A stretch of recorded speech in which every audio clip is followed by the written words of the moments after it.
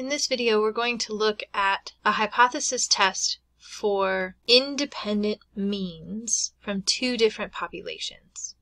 The mean age of a random sample of 25 people who were playing the slot machines is 48.7 years, and the standard deviation is 6.8 years.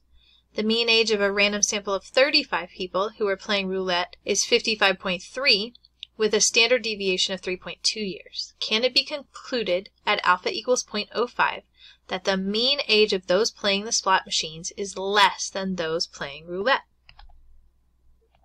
There are some key words we want to point out. We're doing a hypothesis test for means.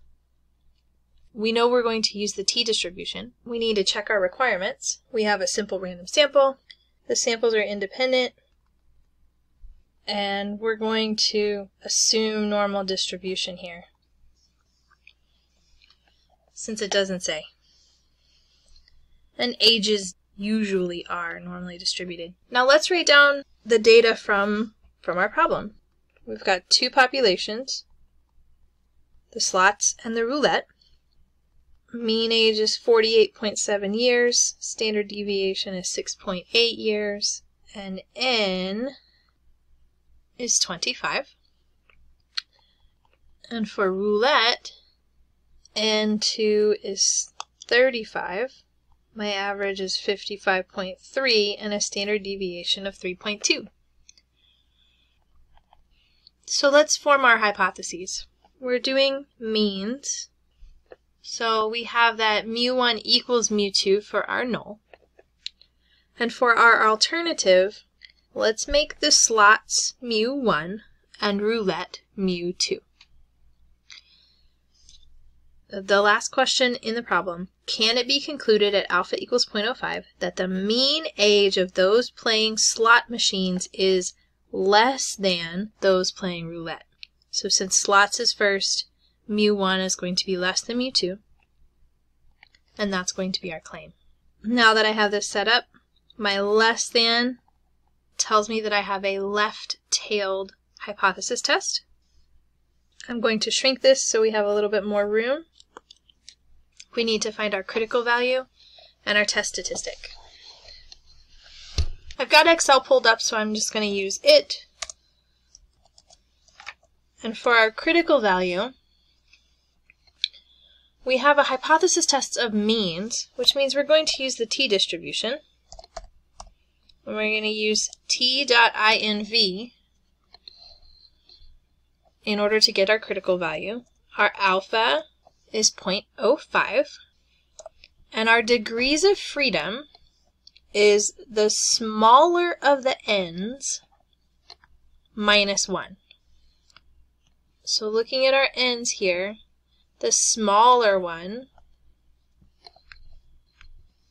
is n1, so my degrees of freedom will be 24.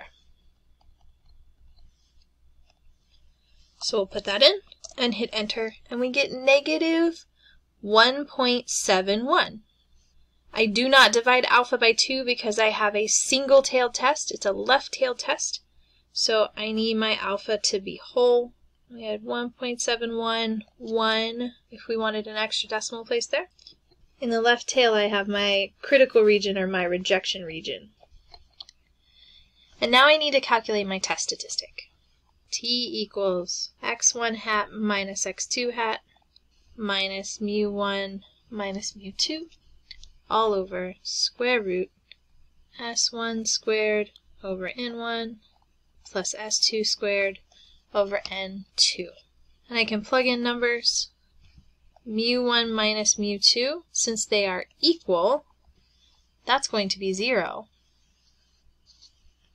I can put in my other numbers. 48.7 minus 55.3 divided by square root 6.8 squared over 25 plus 3.2 squared over 35.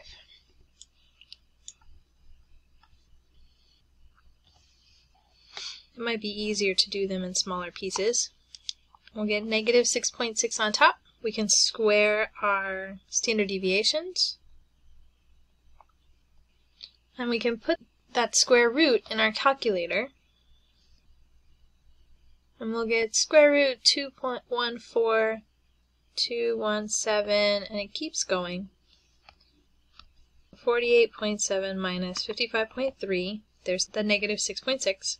6.8 squared, I forgot my point. 6.8 squared, there's 46.24. Oh. 3.2 squared, 10.24. And then I can put all of that in my calculator. 46.24 divided by 25 plus 10.24 divided by 35. There's my 2.14217. I can take the square root of it.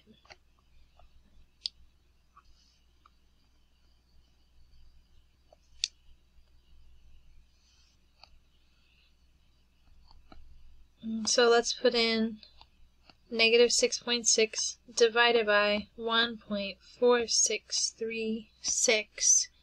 And it should be enough decimal places to get us what we need, and it is. And we get negative 4.509 for our test statistic. Now for the sake of room, I'm going to shrink this calculation. Come back over here. Negative 4.509 is way down here. So we get negative 4.509. That's far to the left of negative 1.711, which means we are going to reject that null hypothesis. In rejecting the null hypothesis, with our alternative as the claim, there is enough evidence to support the claim that the slot machine players are younger than the roulette players.